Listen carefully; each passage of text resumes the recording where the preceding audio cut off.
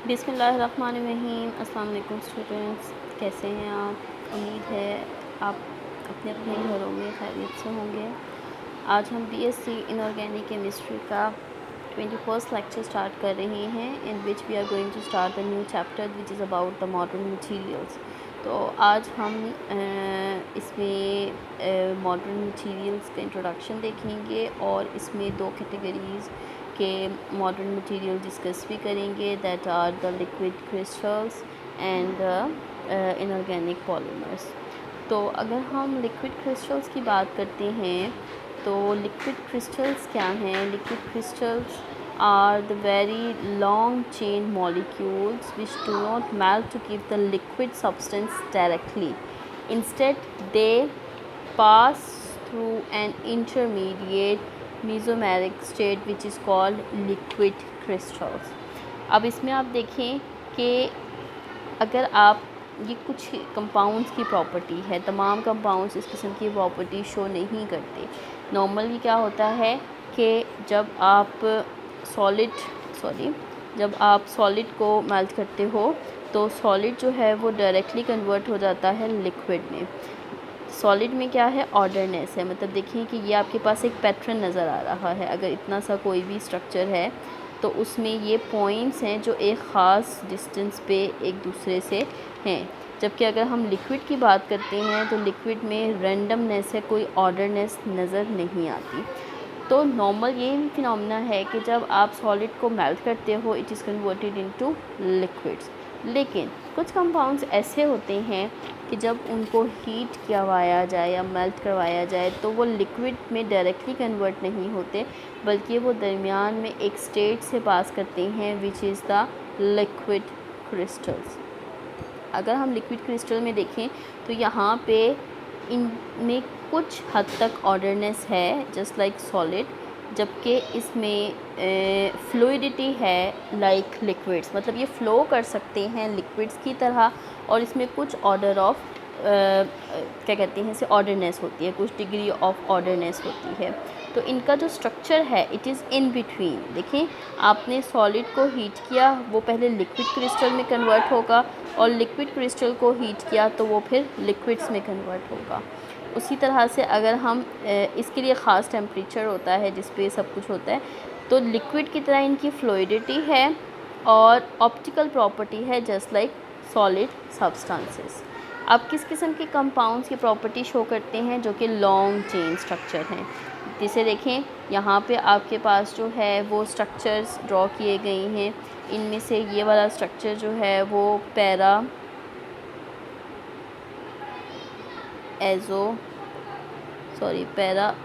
Azoxy anisole, ठीक है। इसी तरह से अगर आप इन पे गौर करें तो ये क्या है? Long chain structure, rod like structure होती हैं, लंबी लंबी चेन्स होती हैं। ये देखें, ये एक बेंजीन रिंग है, ये दो बेंजीन रिंग है, इस पे डिफरेंट सब्स्टिट्यूएंट है। इसी तरह जो नीचे वाले हैं, ये ऊपर वाला है, इस पे भी दो बेंजीन रिंग है, इस नीचे वाले में तीन बेंजीन रिंग है। तो ये आपके पास डिफरेंट स्ट्रक्चर्स हैं जो कि लॉन्ग चेन स्ट्रक्चर्स बनाते हैं, जिसकी वजह से इनकी जो मूवमेंट है वो लिक्विड की तरह हो जाती है, लेकिन इनकी ऑर्डरनेस बहुत ज़्यादा डिस्टर्ब्स नहीं होती। तो ये आपके पास जनरल इंट्रोडक्शन है लिक्विड क्रिस्टल्स का। अगर हम इनकी क्लासेस की बात करें तो दो क्लासेस हैं लिक्विड क्रिस्टल्स की। एक आपके पास आ जाती है thermotropic liquid crystal. Thermotropic liquid crystals क्या हैं? जो अभी मैंने एक्सप्लेन किया कि जब हम सॉलिड को हीट करते हैं तो वो लिक्विड क्रिस्टल बना देता है और लिक्विड को कूल करेंगे तो वो लिक्विड क्रिस्टल, मतलब ये इस तरह से प्रोड्यूस होते हैं डायरेक्टली हीटिंग से, तो इन्हें कहते हैं थर्मोट्रॉपिक। दूसरी कैटेगरी आ जाती है आपके पास लायोट्रॉपिक। लायोट्रॉपिक लिक्विड क्रिस्टल्स वो होते हैं जो प्योर सब्सटेंसेस नहीं हैं। ये प्योर सब्सटेंसेस नहीं होते। जब किसी भी बहुत ज़्यादा पोलर सॉल्वेंट जैसे वाटर है उसके अंदर इनका सॉल्यूशन बनाया जाता है तो ये एक ख़ास कंसंट्रेशन के ऊपर लिक्विड क्रिस्टल की प्रॉपर्टीज़ शो करते हैं।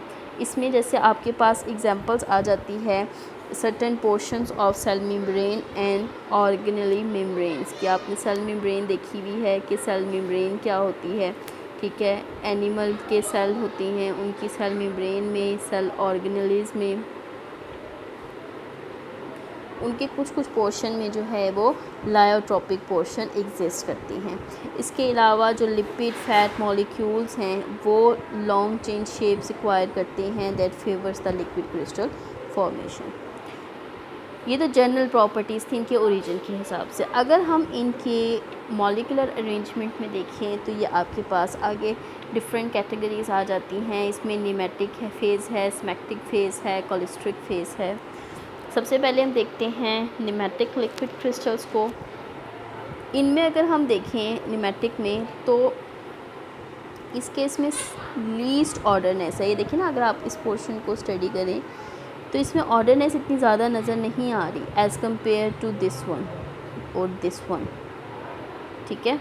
तो इसमें नीमेटिक फेज़ में ऑर्डरनेस सबसे कम होती है, लेकिन तमाम के तमाम molecules they all pointed in one direction. अगर आप नोट करें, ये ऊपर कर लें या नीचे कर लें, they all are pointed in one direction. Randomness नहीं है, तमाम के तमाम एक डायरेक्शन में हैं। तो इनमें ऑर्डरनेस लेस होती है। ये तमाम के तमाम जो है सेम डायरेक्शन में होती हैं, normally strictly in one dimension. देखिए यहाँ पे आपके पास पता चल रहा है वन डायमेंशनल है, एक ही डायरेक्शन में है, लेयर्स इसमें प्रेजेंट नहीं होती है। They are less viscous and have a peculiar turbid appearance, ठीक है। तो ये आपके पास थे नीमेटिक। उसके बाद आ जाता है स्मैक्टिक। स्मैक्टिक में देखें तो स्मैक्टिक में आपके पास रॉड लाइक मॉलिक्यूल्स हैं जो कि लेयर्स में, ये देखिए आपको यहाँ पे लेयर्स नहीं थी, इस केस में लेयर्स नहीं हैं, क्योंकि इस केस में एक ये लेयर है, एक ये लेयर है, एक ये लेयर है। आपको लेयर्स नज़र आ रही हैं जो एक दूसरे के ऊपर रखी हुई हैं, जिसकी वजह से इनमें ऑर्डरनेस भी है। ये वन डायमेंशनल थे नीमेटिक, जबकि ये टू डायमेंशनल होती हैं। इनमें लेयर्स होती हैं और मॉलिक्यूल्स जो रॉड लाइक मॉलिक्यूल्स हैं वो लेयर्स में अरेंज हुए होते हैं। ये ज़्यादा विस्कस भी हैं और मतलब उसके मुकाबले में ज़्यादा विस्कस हैं, और जो हैं वो ड्रॉप्स भी बनाते हैं ऑन डिफरेंट सरफेसेस। उसके बाद थर्ड कैटेगरी आ जाती है कोलिस्ट्रिक लिक्विड क्रिस्टल। कोलिस्ट्रिक लिक्विड क्रिस्टल्स का जो नेम है it is derive from the compound cholesterol. आपने कोलेस्ट्रॉल का नाम सुना होगा, अक्सर जो है वो सुनने में आता भी है कि बॉडी कोलेस्ट्रॉल लेवल ज़्यादा हो गया है, कुछ इस तरह से। तो इस केस में ऑल्दो इनकी ये वो लिक्विड क्रिस्टल हैं जो कि कोलेस्ट्रॉल के डेरिवेटिव्स हैं, जबकि कोलेस्ट्रॉल इटसेल्फ लिक्विड क्रिस्टल नहीं है, ठीक है। कोलिस्ट्रिक फेज़ में क्या होता है कि जो कोलेस्ट्रॉल के डेरिवेटिव्स हैं they are lie in this category, but cholesterol is not itself a liquid crystal. इसमें हमारे पास देखें तो ये डिफरेंट लेयर्स हैं, स्टैक ऑफ लेयर्स हैं जो एक दूसरे के ऊपर एक एक्सिस पे जा रही हैं। अगर हम इसकी देखें तो ये एक कर्व सा बना रहे हैं, मतलब इस तरह से। ये जो अरेंजमेंट है ना इनकी, मतलब अगर आप यहाँ पे देखें, ये इस डायरेक्शन में है, फिर इस डायरेक्शन में है, फिर यूँ है, फिर यूँ है, फिर यूँ है, फिर यूँ है। तो अगर हम इस चीज़ को यूँ करके मिलाएं तो हमारे पास ये हेलिकल सी फॉर्म आती है अराउंड वन एक्सिस। तो ये जो मॉलिक्यूल हैं ये सक्सेसिव लेयर में स्लाइटली रोटेटेड होते हैं one above the other to form a spiral structure. या आपने स्पायरल स्ट्रक्चर इस तरह से देखा होगा ऊपर की तरफ जाते हुए इस किस्म। तो ये एक एक्सिस है और इसमें हर एक इस डायरेक्शन में है, एक इसमें, एक इसमें, एक इसमें, इस तरह से स्पायरल फॉर्म में ये अरेंज्ड हुए होते हैं। तो इस केस में ये जो हैं वो कलर चेंज करते हैं with the change in temperature, pressure, magnetic and electric field. इसीलिए इस तरह के जो लिक्विड क्रिस्टल्स हैं इनको as a sensor different applications में यूज़ किया जाता है, ठीक है। तो ये आपके पास तीन कैटेगरीज थी। उसके बाद इन्हीं की बेसिस पे अगर इसकी हम एप्लीकेशन देखते हैं तो इसकी जो फर्स्ट एप्लीकेशन देखें आ जाती है वो आ जाती है आपके पास read out display on electronic devices like calculators, digital watches. आपने देखा है कैलकुलेटर है, कैलकुलेटर की कभी जो स्क्रीन है उसको टच करके देखें तो वो अगर आप टच करते हो तो उसका ऑर्डरनेस है वो डिस्टर्ब हो जाता है। तो एक्चुअली क्या है कि जब आप electric field, magnetic field apply करते हो तो वो जो मॉलिक्यूल्स हैं वो एक स्पेसिफ़िक फॉर्म में, स्पेसिफ़िक ऑर्डर में अरेंज्ड हो जाते हैं। जैसे ही उस चीज़ को आप ख़त्म करते हो और प्रेशर को, तो प्रेशर से एक्चुअली है, तो वो प्रेशर डिस्टर्बेंस की वजह से वो ऑर्डरनेस जो है वो ख़त्म हो जाता है। इसी तरह से अगर आप वोल्टेज प्लेट्स के अक्रॉस या वो चेंज करोगे तो उससे भी जो है वो उसकी चेंज हो जाती है। अच्छा, दूसरी इसकी एप्लीकेशन आपके पास आ जाती है लार्ज न्यूमेटिक, सॉरी ये न्यूमेटिक लिक्विड है, ठीक है। लार्ज न्यूमेटिक लिक्विड क्रिस्टल्स जो हैं they displays use as the television set screens. तो इसी तरह से टेलीविज़न सेट स्क्रीन्स हैं फॉर द इनके इतने छोटे, जैसा आपके पास वॉचेस टेलीविज़न एक्चुअली आ रही हैं, उनकी बात हो रही है कि वो इतने छोटे होते हैं कि आप उसे रिस्ट पे पहन सकते हो and they are in small enough to be slipped into a pocket and to display data is newest generation of portable computers. इसके अलावा जो है इसको यूज़ किया जाता है for third is household thermometers. जैसे मैंने आपको बताया कि जो कॉलेस्ट्रिक हैं ये टेम्परेचर वगैरह चेंज करने से कलर चेंज करते हैं, तो एक ख़ास टेम्परेचर तक कलर कुछ होगा और फिर उसके बाद जब टेम्परेचर चेंज होगा then the colour of the liquid crystal will change, जिसकी वजह से आप टेम्परेचर सेंसर के तौर पे इसको यूज़ कर सकते हो। इसके अलावा जो है वो स्पेशल किस्म की एक एडहेसिव बैग प्लास्टिक टेप जो यूज़ की जाती है, जिसको कि स्किन जो न्यू बॉर्न बेबीज़ होते हैं, इन्फेंट्स होते हैं, तो उनकी क्या होती है एक वॉच सी बनाई जाती है और उनकी जो स्किन है, स्किन के साथ जो कांटेक्ट है उसमें टेप के साथ एक कॉलेस्ट्रिक लिक्विड क्रिस्टल्स की लेयर लगा दी जाती है, जिसकी वजह से जो न्यू बॉर्न बेबीज़ का बॉडी टेम्परेचर है उसको यूज़ किया जाता है।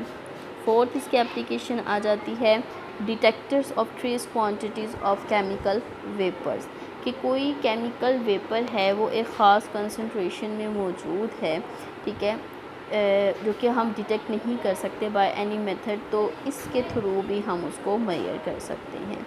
उसके बाद आ जाता है fifth in the Apollo mission to the moon, के लिक्विड क्रिस्टल को डिफरेंट साइंटिफिक इंस्ट्रूमेंट में यूज़ किया गया, जिसको फिर वहाँ मून पे छोड़ दिया गया ताकि वो ओवर हीटिंग या ग्लैंसर वगैरह डिफरेंट तरह के जो चेंजेस है उसके बारे में हमें इंफॉर्मेशन दे सके। तो ये आपके पास डिफरेंट एप्लीकेशंस थी लिक्विड क्रिस्टल्स की। तो this is the first modern material जो कि आजकल यूज़ हो रहा है। क्या चीज़ है वो कि अब मतलब इंटरमीडिएट स्टेट है between solid and the liquid. वो प्रोड्यूस कैसे होते हैं, वो या तो आप हीटिंग से प्रोड्यूस कर सकते हो या एक ख़ास कंसंट्रेशन का सॉल्यूशन बना के उसको प्रिपेयर कर सकते हो। सो this is all about the liquid crystal. Second जो इसमें मॉडर्न मटेरियल जो हम आज डिस्कस करेंगे वो आ जाते हैं इनऑर्गेनिक पॉलीमर्स। अब इनऑर्गेनिक पॉलीमर्स की बात करें तो पॉलीमर पहले क्या होता है, पॉलीमर क्या है, यह आपके पास लार्ज मॉलिक्यूलर मास के मैक्रो मॉलिक्यूल्स होते हैं, ठीक है। मैक्रो मॉलिक्यूल्स वो होते हैं जो इसका साइज़ बहुत बड़ा होता है और जो बहुत ज़्यादा लार्ज अमाउंट के रिपीटिंग यूनिट से मिलके बनते हैं, जिन्हें कहते हैं मोनोमर।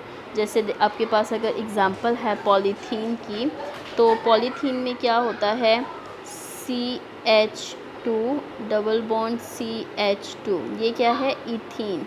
तो n number of ethene unit they will combine to produce CH2 CH2 CH2, इस तरह से रिपीट होते रहते हैं।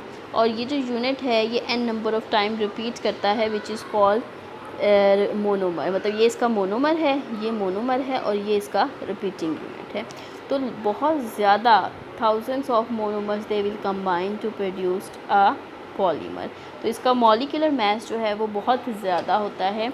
ये हमने पॉलीमर्स जो हैं वो डिस्कस किए हुए हैं पहले ऑर्गेनिक केमिस्ट्री में। ऑर्गेनिक केमिस्ट्री में क्या था, हमने देखा था कि ऑर्गेनिक केमिस्ट्री में कार्बन कार्बन चेन होती है। कार्बन इज़ द कंपाउंड जो आपस में कैटिनेशन के थ्रू लार्ज चेन्स बनाता है। लेकिन इनऑर्गेनिक पॉलीमर्स की अगर हम बात करते हैं तो इनऑर्गेनिक पॉलीमर्स में जो पॉलीमेरिक स्ट्रक्चर बनेगा इसमें अदर देन कार्बन एटम भी इन्वॉल्व होंगे, जिसमें कोवेलेंटली बॉन्डेड क्रिस्टल्स आ जाती हैं ऑक्साइड्स के, हेलाइड्स वगैरह के, ठीक है, या कंडेंस फॉस्फेट्स वगैरह के, ठीक है।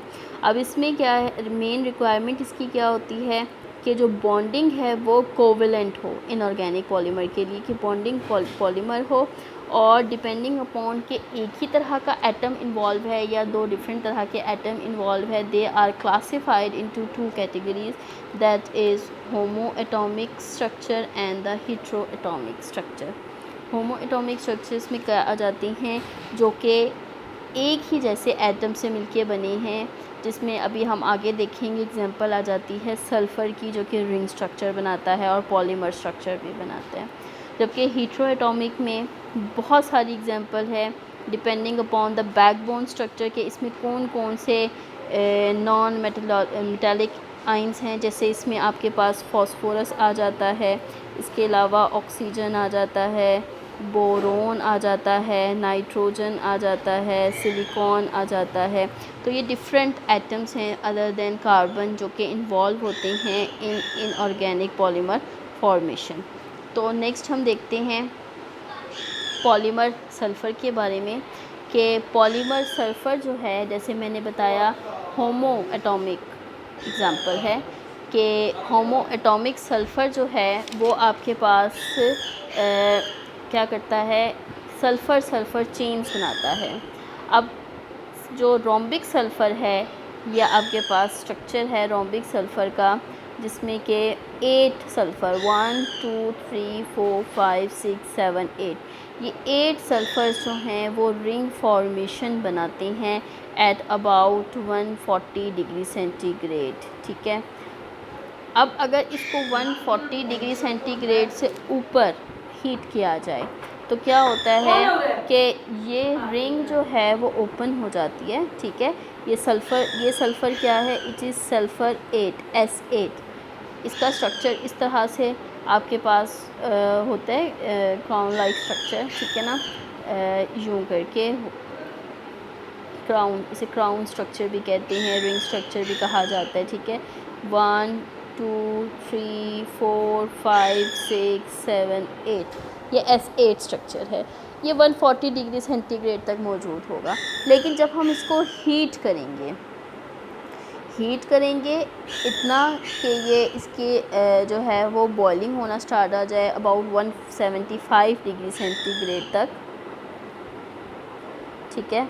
तो 175 डिग्री सेंटीग्रेड पे इसकी विस्कोसिटी इंक्रीज़ करेगी, और फिर ये क्या होगा, इससे अबव टेम्परेचर पे जब बॉइलिंग होगी तो ये इसकी जो ये रिंग स्ट्रक्चर है ये ब्रेक कर जाएगा और ये स्ट्रेट पॉलीमर की फॉर्म में प्रोड्यूस हो जाएगा, which is called polymeric sulphur, जो कि प्लास्टिक फॉर्म में होती है। जब इसको अगर पानी में डालते हैं तो वो प्लास्टिक फॉर्म में।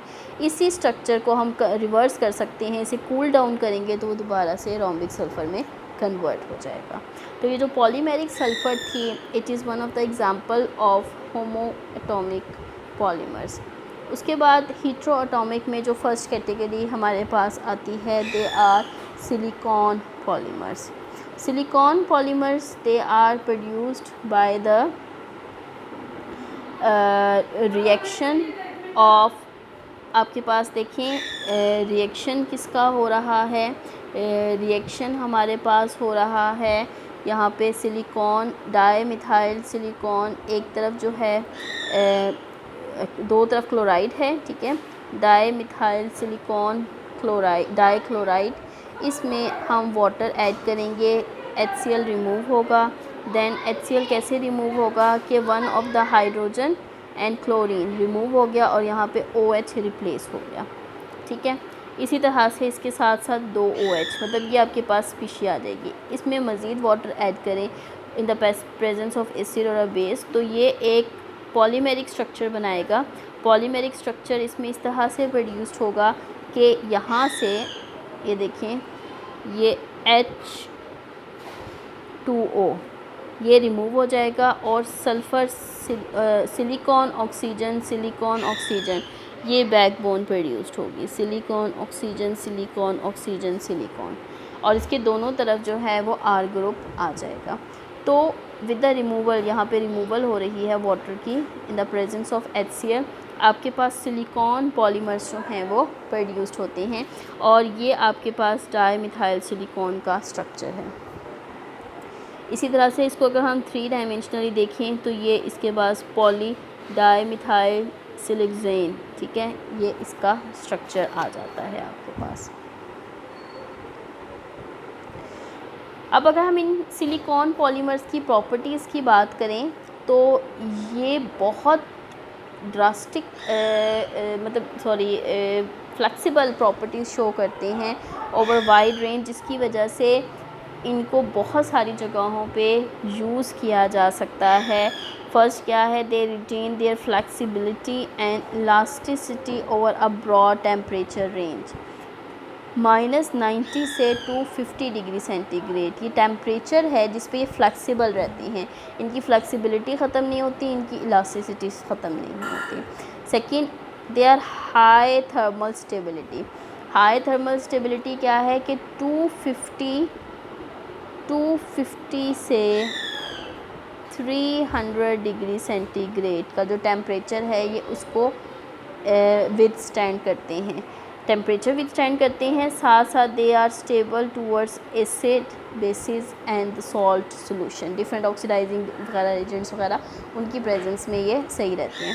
इसके अलावा गुड इंसुलेटिंग प्रॉपर्टीज़, ये किसी भी चीज़ के ऊपर अगर इसको लगा दिया जाए तो इलेक्ट्रिकली इसको इंसुलेट कर देते हैं, ठीक है।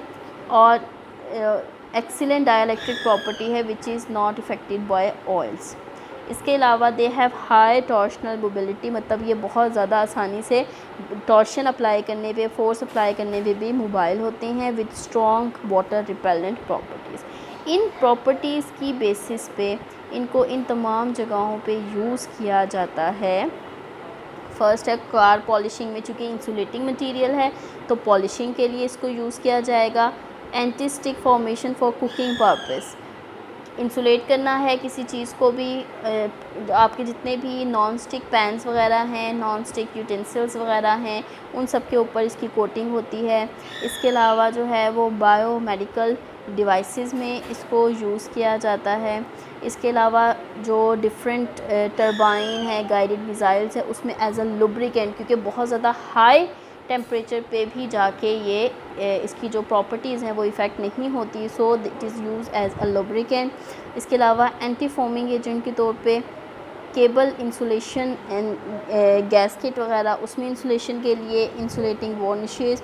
इसके अलावा ये किसी भी चीज़ को, चूँकि वाटर रिपेलेंट प्रॉपर्टी है, इसलिए किसी भी कंपाउंड को वाटर रिपेलेंट बनाने के लिए इसको यूज़ किया जाता है।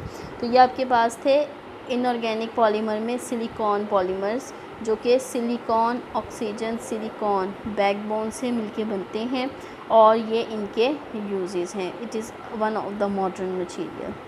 उसके बाद जो नेक्स्ट इसमें आ जाते हैं वो आ जाते हैं फॉस्फोजीन्स, ठीक है। फॉस्फोजीन्स क्या हैं? Phosphazenes they are the polymer of phosphorus and nitrogen. इसमें आपके पास ग्रुप ऑफ साइक्लिक और लीनियर कंपाउंड्स होते हैं which is based on the repeating material, क्या कहते हैं, रिपीटिंग यूनिट। रिपीटिंग यूनिट इसमें क्या है, यहाँ नाइट्रोजन डबल बॉन्ड फॉस्फोरस ऊपर नीचे इस तरह से, ये आपके पास रिपीटिंग यूनिट होता है n नंबर ऑफ़ टाइम। इन्हें कहते हैं फॉस्फोजीन्स। अब चाहे ये साइक्लिक फॉर्म में हो, चाहे ये रिंग फॉर्म में हो।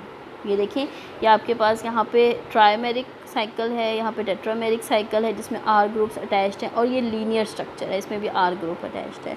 तो ये आपके पास जो हैं वो फॉस्फोजीन्स हैं, जो कि कोई भी दो सब्स्टिट्यूएंट साइडों पे अटैच हो तो उसके साथ ये आ जाते हैं। अब इसमें आपने प्रिपेयर कैसे करना है फॉस्फोजीन को, ये आपके पास ट्राइमेरिक साइक्लिक फॉर्म है, ठीक है। It is hexachlorocyclotriphosphazine. It is heated and then it will be converted into a linear structure. उसके बाद दूसरी कैटेगरी आ जाती है पॉलीथाइजाइल। पॉलीथाइजाइल जो है ये आ जाते हैं। These are one of the conducting inorganic polymers. Even ये इतने ज़्यादा कंडक्टिंग होते हैं कि इनको सुपर कंडक्टिंग मटेरियल के तौर पे भी यूज़ किया जाता है, even below 1 kelvin. LED cells में, सोलर सेल्स में इनके बहुत सारे यूजेस हैं। पॉलीथाइजाइल है क्या? It is actually a polymer of sulphur and nitrogen. इन्हें एन नंबर ऑफ टाइम्स इससे रिप्रेजेंट किया जाता है, इस तरह से सल्फ़र डबल बॉन्ड नाइट्रोजन ये एन नंबर ऑफ टाइम्स। अब इसको प्रिपेयर किया जाता है साइक्लिक टेट्रामेरिक फॉर्म से, कि आपने जो है C4 S4N4 ये आपके पास रिंग स्ट्रक्चर है S4N4 का, उसको आपने प्रिपेयर पास आउट करवाया यहाँ पे through silver sulphide. It will be converted into S2N2। फिर उसको आपने कूल डाउन कर दिया and it will be converted into a crystalline solid which is a polymer structure of polythiazyl. अब ये जो पॉलीथाइजाइल है, इसका अगर हम स्ट्रक्चर देखें तो यहाँ पे सल्फ़र के पास एक एक्स्ट्रा इलेक्ट्रॉन होता है। देखें यहाँ पे ये मैंने आपके पास स्ट्रक्चर बनाया था sulphur double bond nitrogen n number of times, ठीक है। अब नाइट्रोजन के पास कितने इलेक्ट्रॉन्स हैं? इसने 2 बॉन्ड बना लिए हैं, 2 इसके पास लोन पेयर हैं, इसके 8 इलेक्ट्रॉन्स पूरे हो गए।